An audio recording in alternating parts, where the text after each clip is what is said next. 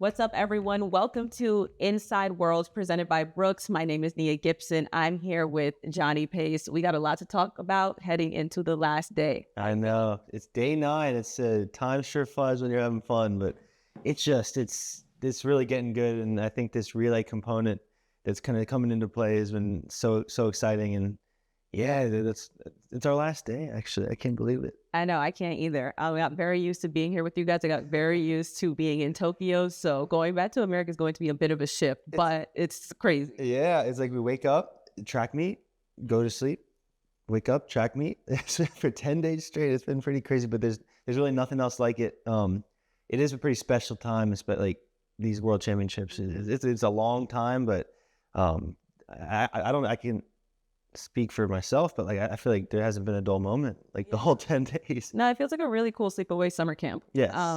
And you're able to see things that a lot of people cannot see in person. A lot of people can't experience in person. So it's definitely something that is an honor or privilege. And it's great to do that with FloTrack. It's great to do that with Brooks here at the Hyperion House.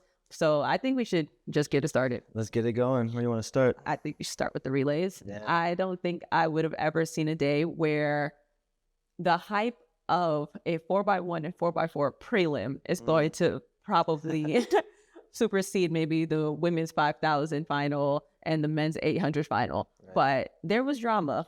To put it mildly. Yeah, there was drama. I mean, we can start with the men's 4x4. Sure. So initially, it was listed that Team USA would not make it to the finals. And if that were true, that'd be the first time ever that Team USA would not be in a world final of any capacity, which is something to this unfathomable, being that I think they have the most depth in the world, right, in the 400 men and the women's side. But we're speaking about men specifically, and it was crazy to see. So at first, that's what it was listed as. They protest certain things because they were impeded by Zambia and apparently also Kenya. So because of that, there will be a rerun today. Right, so they were so far back in this 4x4, and people were wondering what had happened, and it had kind of come down to this kind of infringement. But yeah, at first we were like, yeah, we hadn't made it. What was that feeling like? Did you speak with any of them after? Yeah, no, it was one of those things where it was just utter disbelief. It was just the idea was kind of hard to subscribe to, that for the 4x4 final, USA is out. Right. That is something that is very hard to subscribe to. And I think even for myself, I was looking forward to seeing what Team USA can do against the other nations who've also been growing in the talent pool. I think we definitely would have been cheated out of a show if it maintained that way. Granted, we don't know yet what's going to happen. So 1v1 this morning, I think probably in a couple hours. Yes, correct. It's the U.S. fighting for that spot against Kenya. So they both were impeded by Zambia, yes. And it's gonna be crazy. And I think for people need to understand, when it comes to a rerun, it's the exact same athletes in the exact same lane, in the exact same order. So they can't be switching out, fresher legs. Cheat code. Yeah, right. They said, no, we all ran like 8 hours ago. We're all going to run right now. Tired legs, lactic legs and all. I've never really seen this before. This must not be a very common thing. That I don't think it's wildly common, but I think it's also something that I think the most I've seen, or like most recent memory, is when USA women's 4x1 had to do a rerun solo. And we'll also get to that too, because Team South Africa has to do that exact same thing today. Wow. Due to a collision with Italy in the prelim. Well, I really want to know what you predict is going to happen, but also I think it's worth noting that like they're going to have to get a full extra race in their legs. Even if they do make it to the final and they get that spot, like that's a whole extra time getting a race. It's a quick turnaround for the final. They choose to run the same team, but I don't imagine all of them would be sure. That's a good point. Yeah, because Vernon wasn't on that prelim, Ja'Cory wasn't on that prelim, and those are two like very strong legs. And I think with Vernon especially, while he may not on paper be the strongest of their legs, that veteran presence is super necessary. Yeah. And it helps you get out of certain pickles or kind of avoid certain pickles to begin with, because he has that experience and he knows how to pivot. He knows how to kind of just lead the charge. Yeah. And that is always, in my opinion, I think rule of thumb, you always have one vet, whether it's a 4x1 or a 4x4, because they know how to stay out of trouble. And if you're in trouble, get out of trouble. Right. So, yeah. Well, that I was going to get into this maybe later, but it raises a good point that it's not simply who's the fastest. There's a lot of elements to like what makes it really successful, and it's chemistry and it's experience. Like it's handoffs, right? We've struggled historically sometimes with handoffs.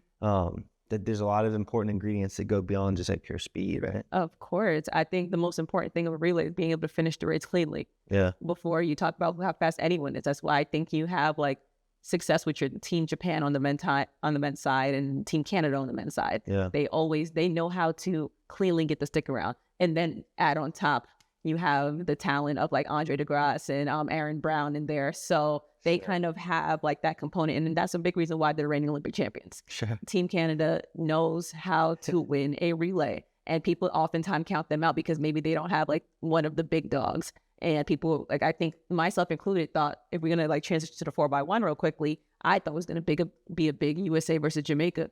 Jamaica finished the race. Yeah, well, I didn't want to bring it up. When that baton dropped, my heart broke a little bit.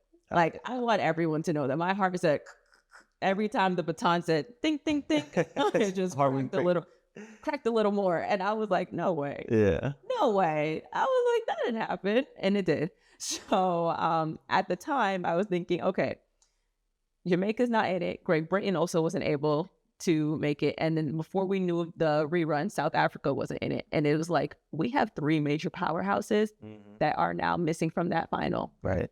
And they were all considered contenders. What? Yeah. So this isn't the 4x1. This is the 4x1, yeah. Yeah. So yeah, you hate Jamaica. I mean, famous for their sprinters. Man, because what went wrong? I think the handoff between Raheem and Kishane just wasn't great. I think Kishane touched the baton, but I think before he like just secured it, Raheem let go. Right. End of race. So it's like those little stuff, like their handoffs weren't great to begin with, but they definitely was in position to at least make the final, right, and clean that up in the interim. But I guess we'll never know. They're in terms of the 4x1 and like sprinters in that capacity, their world championships is over. But so that really sucks to see. I really enjoyed seeing with that 4x1, the U.S. Team USA men's team with a lot of star players like Trayvon Bromell and Christian Coleman, like folks that probably could have been representing the U.S. in the open events, but instead had to really devote themselves to being a part of this relay. Yeah, and if we talk about Team USA, I will say, and we don't oftentimes say this about the relay, they got it right. Yeah, that prelim was perfect. They had the perfect quartet. I think, and it's crazy to call Christian Coleman a vet. I don't think I want to call him that yet, but he has a ton of experience to make sure that USA is in a great position. And then you match up with Trayvon Bromell, and then it was nice to see T. Mars McCullum a part of that as well. So I think they got it right with the way they ordered them. I think they got it right with that mix in particular. So it was a ton of guidance mixed with a ton of youth, and now they will be representing obviously USA in the final. Probably not that quartet in particular, but maybe at least one of the 4.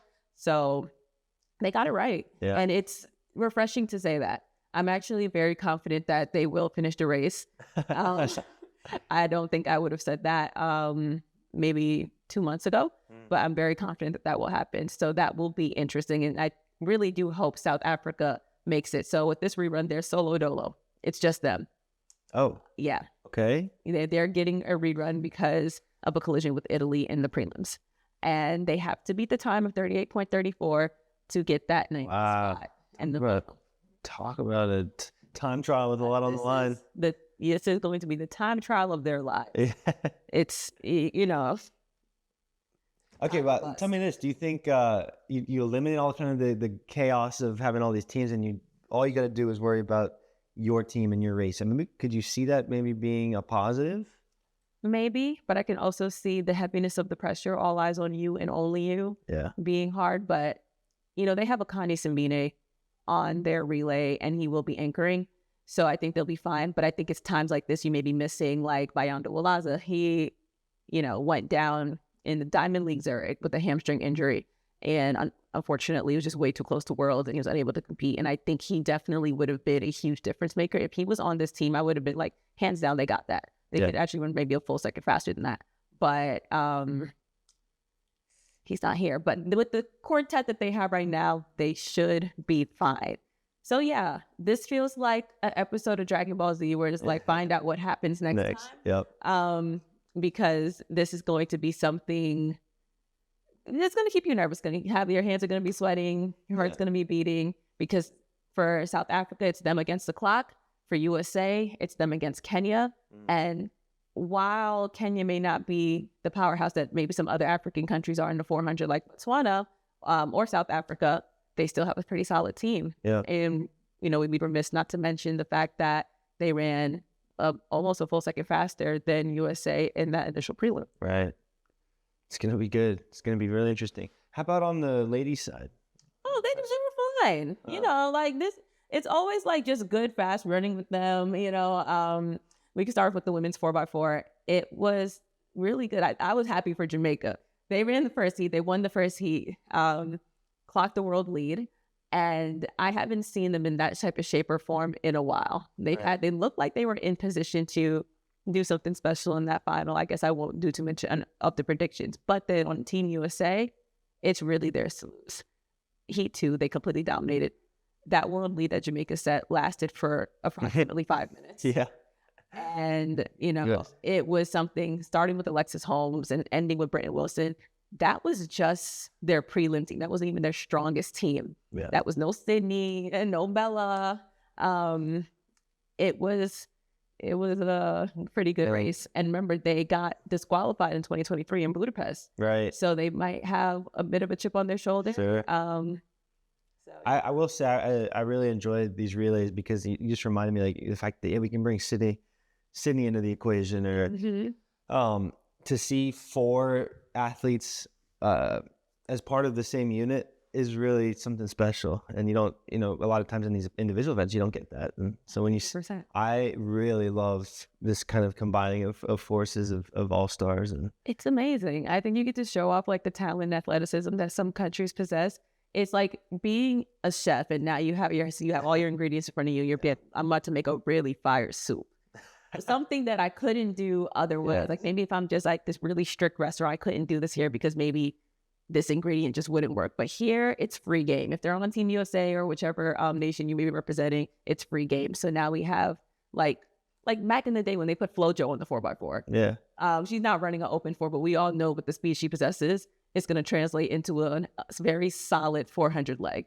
And I think just being able to see what they can do with putting on certain hurdlers, like I'm sure Ryan's going to be on the final. Yeah, I was going to ask, you think they'll put Ryan in? Well, you'd be crazy not to. Yeah. I'd anchor him. If I'm the relay coach, he's bringing it home for us. Wow. Yeah, see, that would be incredible to see. Mm-hmm. It's hard to find out. He's a strong 400 runner. And before he mentioned that he's going to shift focus next season to only the 2 and the 4, I was saying, like, honestly speaking, people are very lucky that he doesn't like ditch the hurdles because he's talented, right? But he's ditching the hurdles, so I think people should worry. But yeah, no, the women are fine. Women's 4x1 should be exciting. It should be pretty strong. Yeah, when you're looking forward to more than the other. Mm. Well, whenever I see Sha'Carri race, I feel like she helps captivate the fans, and it's just. It's kind of, I don't know. She's an interesting just person and brings so much energy to the sport. So I always like turn my head when I see Sha'Carri race and be part of something. And then just to see the happiness and the camaraderie that group had. Yeah. Yes, it was palpable. Like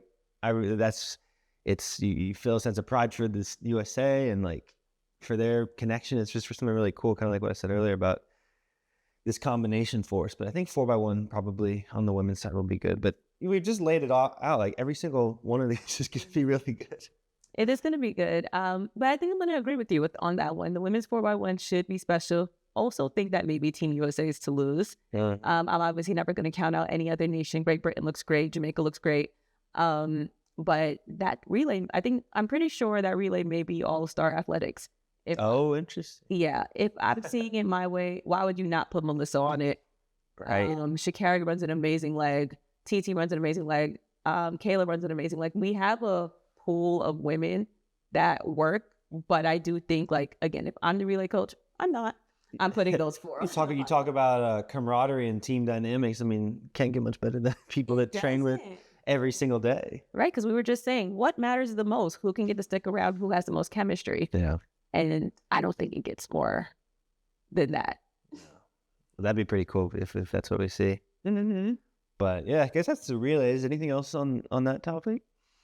I think that's as much as we can say now. Now we have to wait for the results of these reruns. Yeah. And until then, it's just going to be a waiting game until the next session after that. But, you know, track is an individual sport. So let's talk about some individual events. I think we got to talk about the women's 5K. Beatrice Tribet finally got her world championship in 5,000. And it's like, wow. Yeah. Wow. What a run. Beating out, she had her work cut out for her. She was going up against Faith Kipyegon, which anytime you line up against her, you're going to have to work for it. She doesn't lose often. Yeah, man. And it's such a special environment because they have such a special bond. Beatrice is actually in the stands when Faith won the 1,500 meter world championship. So it's really nice to see when you have genuine friends who are kind of duking it out and just hoping that each other does better. Like, it's just nothing but pure love. Pure love. I mean, some of my favorite shots of the championship so far was shooting them kind of embracing one another and celebrating and just laughing. And it was really kind of uplifting to see that they got that bond. They have that bond. And I think on the USA side, there's more stories to be told. Shelby Houlihan finished right outside of medal contention, finishing 4th.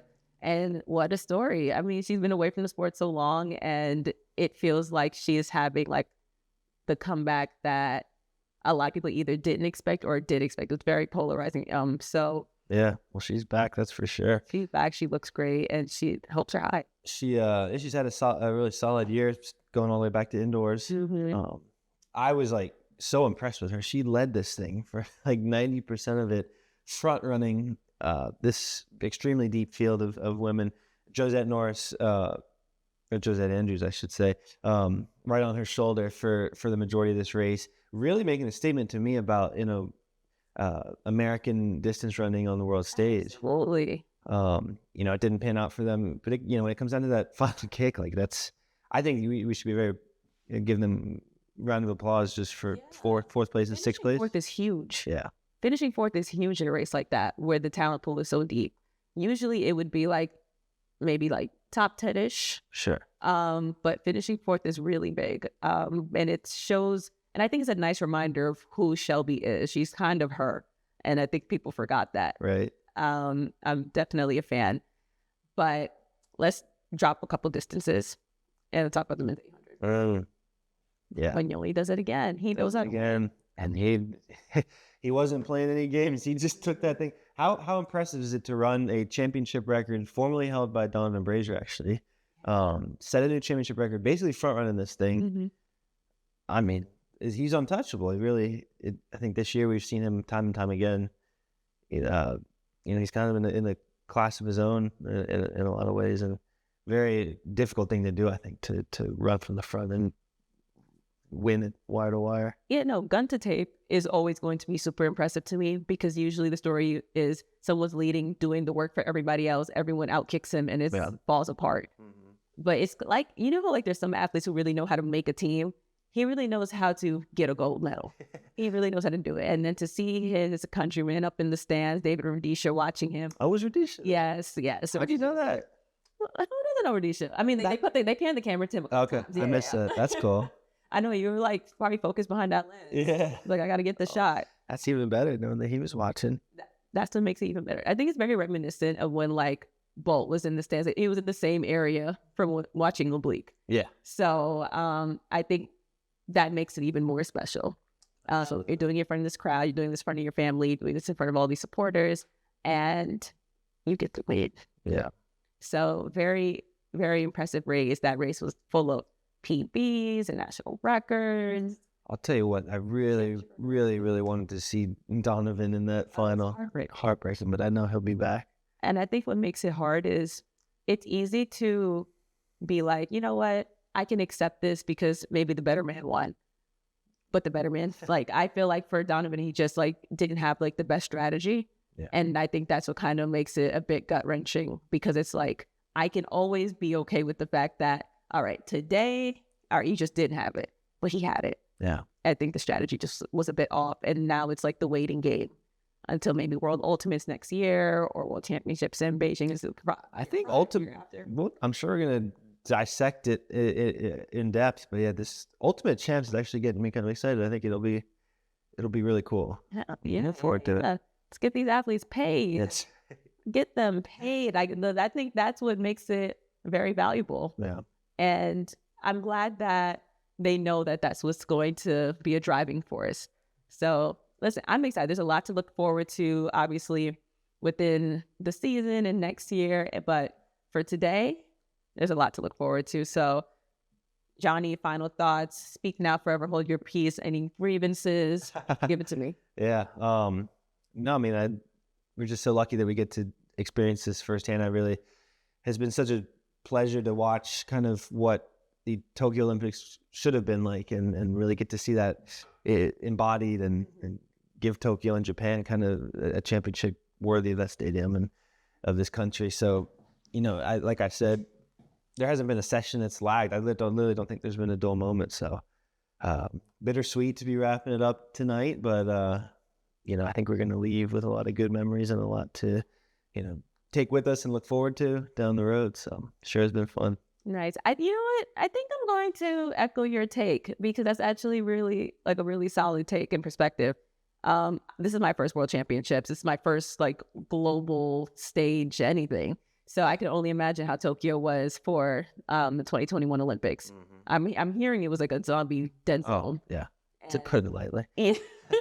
So it's nice to see how everyone's able to come into fruition and just immerse themselves in the culture and put on a good show, and then just seeing the pure love for athletics here. That stadium was full. It holds well over 67,000 people, and there was a couple sold out days. And it's always nice to see how people come together for this beautiful little sport of ours. 60,000 of our best friends. I mean, duh.